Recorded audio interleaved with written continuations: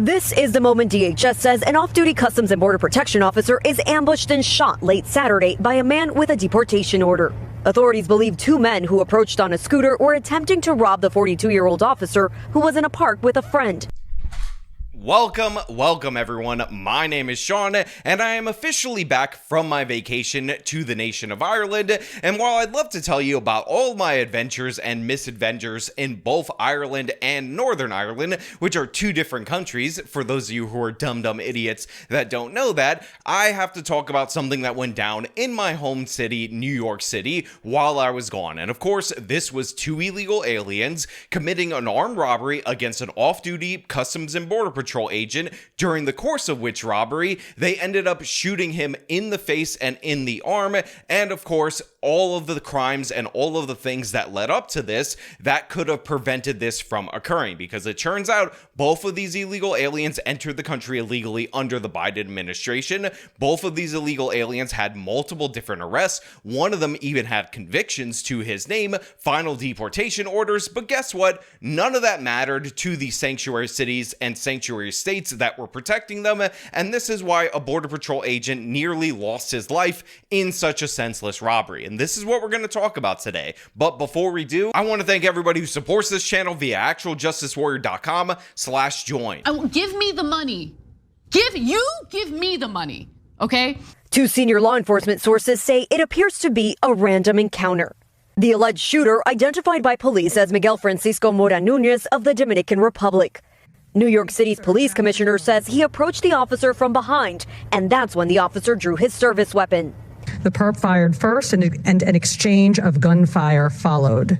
The officer was struck in the forearm and in the face. Mora Nunez was taken into custody after going to the hospital to be treated for his injuries. So I've actually seen a lot of right-wing media covering this story and covering the media's coverage of this story and calling them out for not having headlines that included the fact that this was an off-duty Border Patrol agent who was shot by two illegal alien robbers with final deportation orders. And I just want to say right off the top, I 50% agree with this criticism. It is absolutely crucial that you include in the headline that the two suspects for this alleged crime happen to be illegal aliens with criminal histories with final deportation orders, and that of course they were being protected by New York City and New York State, and of course by the state of Massachusetts, as one of them is also wanted for crimes in that sanctuary state. That being said, I actually don't think it's all that important to highlight the fact that this person worked for the CBD, and the reason why is because according to the NYPD police commissioner and every single agency that has examined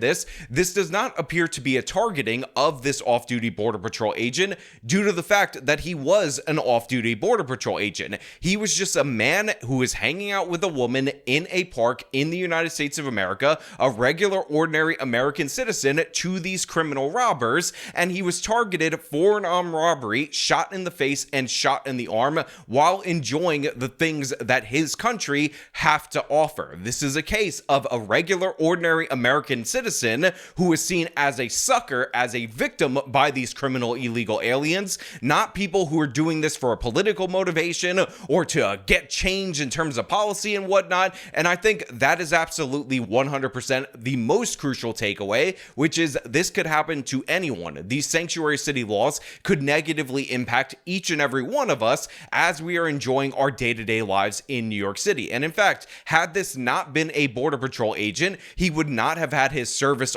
firearm on him at the time that this crime occurred, because New York City heavily restricts firearms for law-abiding citizens, and he would have been at the mercy even more so of these armed criminals who of course decided to ambush him in his own country because they wanted something for him and they don't give a damn about America. All they cared about is their instant gratification. So everything after that, where we hear about their criminal history, is definitely something to be remarked on. But the fact is, this could have happened to a regular, ordinary American citizen. And again, had it not been for the fact that he wounded one of these guys and sent him to the hospital, they would be out robbing other people to this very day.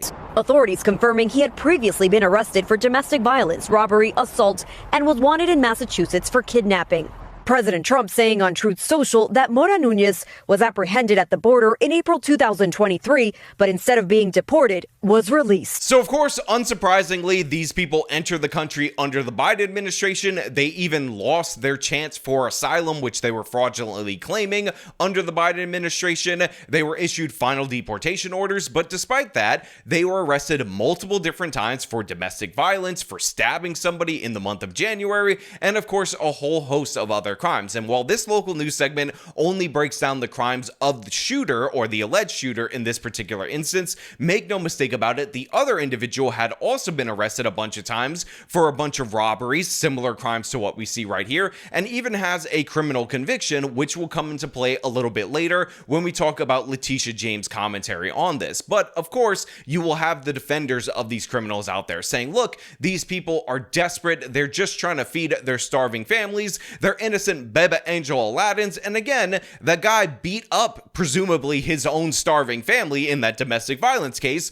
in order to feed his starving family. But obviously, these are giant red flags. Obviously, these people should have been held in custody. They should have been turned over to ICE. But of course, the sanctuary city and sanctuary state laws prevent that from happening. But in addition to that, we also have bail reform that lets domestic abusers, that lets violent stabbers out onto the streets time and time again. So essentially, you have multiple different left-wing progressive laws that end up benefiting and privileging the illegal immigrant over your average everyday citizen. But of course, things got even worse when Leticia James was actually questioned, surprisingly, on CNN about this, because she essentially went into the Democratic Party line that's so absurd and ridiculous. I just have to play it for you, but I want you to hear the lengthy criminal history of both individuals before we get into that particular clip. I want to ask you about this Border Patrol agent who was shot in New York City over the weekend.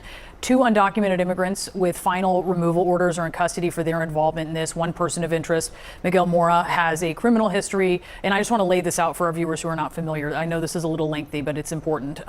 And that criminal history includes charges for assault on a pregnant woman and a stabbing charge in January, according to 2 senior law enforcement officials. DHS detailed 3 arrests in the last 2 years in New York City. His alleged accomplice, Christian Aybar-Berroa, also entered the country illegally and has a criminal history that includes charges of reckless endangerment and felony grand larceny. He pleaded guilty to petite larceny at the Bronx County Supreme Court in June of this year and was conditionally discharged, according to DHS. So again, while it is important to highlight the fact that the shooter in this particular case was assaulting a pregnant woman, had domestic violence charges related to that, had a stabbing charge, and this other individual had grand larceny and was a repeat thief, I think the most crucial fact right there is the fact that one of them actually pled guilty to a crime, so is in fact a convicted criminal, even though he was able to plead down to petite larceny. And therefore, if New York City only cared about protecting the people accused of crimes that may totally be innocent, this person should have bare minimum been turned over. But of course, that's not really the case. They actually only turn people over to ICE for very specific crimes. And guess what? Robbing multiple different times ain't one of them, because obviously you have a divine right to rob your neighbors in the city of New York. It's essentially the way of the progressive left to allow you to do so. But Leticia James is going to go into full idiot mode in response to this question, and I really want you to listen to what she says, because I think it's absolutely crucial to the progressive mindset. Is this the kind of incident where there may be a case where law enforcement, local law enforcement, should be coordinating with immigration authorities? Both of them had these removal orders, these final removal orders. So let me just say, I'm so glad that the officer is doing well, and we pray for a speedy recovery. 2, let me also say that it is now time for Congress to enact comprehensive immigration reform. 3, individuals, obviously, who have criminal convictions, obviously, it is the policy of the great state of New York to cooperate with ICE agents. So there's a couple of things in that answer that we need to break down. So first and foremost, you were just told that one of these individuals absolutely has a criminal conviction. He pled guilty to a crime in the Bronx, which is in the city of New York, which, by the way, is in the state of New York. And yet he was not turned over to ICE. And yet he was conditionally released by New York City, by New York State, because in reality, having a criminal conviction is not enough to remove your sanctuary city or sanctuary state protection. So Leticia James is outright lying right there. She's not telling the truth. You could have turned over 50% of this group of criminals that attacked this Border Patrol agent, but New York decided not to do so due to the sanctuary city and sanctuary state laws. In addition to that, Leticia James says, oh, it's time for Congress to enact comprehensive immigration reform,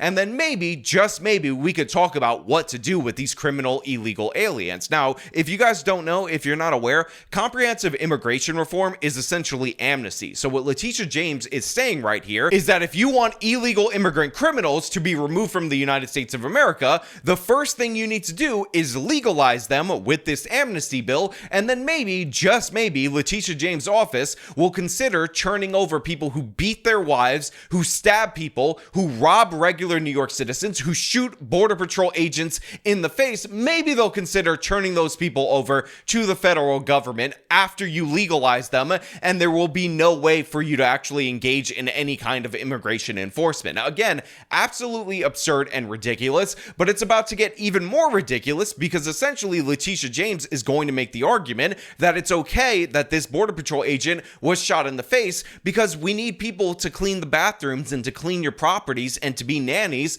to your children. However, individuals who serve you each and every day, who come to this country seeking a better opportunity, individuals fleeing violence, individuals who want the same thing that you and I want, and that is to care for their families, individuals who serve us each and every day. Those are the individuals who need protection. And that's why the state of New York and other Democratic attorneys general are standing up for those families and for those individuals who unfortunately are being kidnapped in the middle of the night by masked agents with no insignia, no identification, and taken away from their families. Again, we have no problem with the worst of the worst, but unfortunately, they're focusing on too many innocent individuals. So after Leticia James says that we need comprehensive immigration reform, i.e. legalizing the illegal immigrants, she then starts talking about the non-criminal illegal aliens, the ones who are here to just work hard and provide for their families, and how crucial it is to protect them. And she even says, look, we're not trying to protect the criminals, people with criminal convictions, like one of these individuals who were involved in this particular crime that were protected by the state and the city of New York. They should be deported, but the real issue is the fact that people at scumbag agencies like Customs and Border Patrol are kidnapping random, everyday, kind-hearted, and wonderful people off of the streets, and in reality, we just can't turn over the criminals that shoot people in the face because we have to protect so badly those people who came to this country illegally that did not commit additional crimes. And of course, one of the most absurd things about this whole fiasco right here is the fact that New York City and New York State and all these sanctuary cities and states protect the criminals is the reason why that you have ICE conducting all these raids in these sanctuary cities as essentially a way to kind of pressure them into, churning over the criminals. But Leticia James is like, well, we can't churn over the illegal immigrant criminals until they're legalized, and thus they can't be churned over. But also think about the people who clean your bathrooms and nanny your children and whatnot. And believe me, that's exactly the angle that she's going with. Again, we have no problem with the worst of the worst, but unfortunately, they're focusing on too many innocent individuals who work in our farms, in our small businesses, who go to church, who go to school. I understand what you're saying, because voters make a distinction, a lot of them, and the polls show it, between undocumented immigrants without criminal records, people you're talking about, and those who have them, right? Especially in these extreme cases, like we look at in this case in New York City. But to that point, in this case, why should those voters think that this is something other than the system not working? I mean, if you're talking about waiting for comprehensive immigration reform, I've been in Washington for 20 years, and they've been trying for a long time. It doesn't happen, right? So why, in the case of cities taking a step and states taking a step, is this an example where there could be that coordination instead of waiting decades for Congress to act? So first of all, I do love the fact that this CNN reporter ends up cutting off Leticia James during the course of her ranting with all the stupid progressive talking points that we've heard so much of over the course of the last year. But really, it is absurd for you to say that in order for us to enforce immigration laws, the federal government has to change those laws into something we're already kind of doing at the state and local level. Otherwise, we're just going to ignore it until they make make those changes. Again, as the Attorney General of New York, you do not have the authority to demand Congress do X, Y, and Z before you actually turn over these criminal aliens. What you can do at this moment in time is turn those people over, and guess what? Those law-abiding or less criminal illegal aliens, because they still came here illegally and are working under the table, they'll be more protected because you're removing the more violent people that need to be removed from these communities. But Leticia James, not really interested in that. She just wants to deflect. She wants to talk about sad sacks, sorry stories about, oh my God, the people who clean the floors and work in your restaurants and serve you in all these different ways. We have to protect this underclass, because how else are wealthy people like Leticia James supposed to deal with the inconveniences of day-to-day life that they don't actually want to pay American workers in order to deal with? At the outset, I indicated to you that, in fact, New York State and other democratic states cooperate with ICE when it comes to criminal convictions. But when it comes to innocent individuals who serve as your nanny, who clean your home, individuals who are our neighbors, individuals who unfortunately are just trying to make ends meet. Both of these individuals had multiple arrests after deportation orders. Why are those not opportunities? And that is why in the state of New York, when it comes to individuals, as you indicated, individuals with criminal convictions, then we cooperate with ICE. But it's important that we make a distinction between those individuals with criminal convictions and those individuals, again, who are just trying to make ends meet each and every day. Again, this interview getting a little bit testy right here. The CNN anchor actually pressing Leticia James on the fact that these people had multiple arrests. Leticia is trying to get around it by saying convictions. You can get arrested for beating your pregnant wife, your pregnant girlfriend as many times as you want. But unless we actually convict you of a felony, that's the part that she's leaving out, because, you know, they often let these illegal migrants plead down to misdemeanors because one of them absolutely does have a criminal conviction, then we can end up cooperating as long as there's certain felonies under certain circumstances, but otherwise we're going to protect them. And by the way, if you don't like that, I'm going to start talking about nannies and people who will clean the hotel rooms and whatnot, and all the illegal immigrants that are delivering food to you via DoorDash, because that's the most important thing that we focus on. And we have to make that distinction between the criminal illegal aliens that I don't want to talk about and the otherwise kind of law-abiding illegal aliens who don't commit additional crimes outside of the ones related to them being here illegally. And the funny thing about this is that as Leticia James is saying we have to make those distinctions, she is refusing to make those distinctions. She's being specifically asked about this case, about these criminal migrants, and instead of talking about this case, instead of talking about these criminals, she's like, oh, what about these other people over there? Look over there, CNN reporter, and stop pressing me on this issue. And the vast majority of individuals who are being secreted and kidnapped at night are individuals who, again, are facing civil deportation and not criminal enforcement. It's important that we make a distinction. It's important that individuals understand that individuals are being caught up in these ICE raids, innocent individuals, students, teachers, small businesses. We all want the same thing, and that is to protect individuals from harm.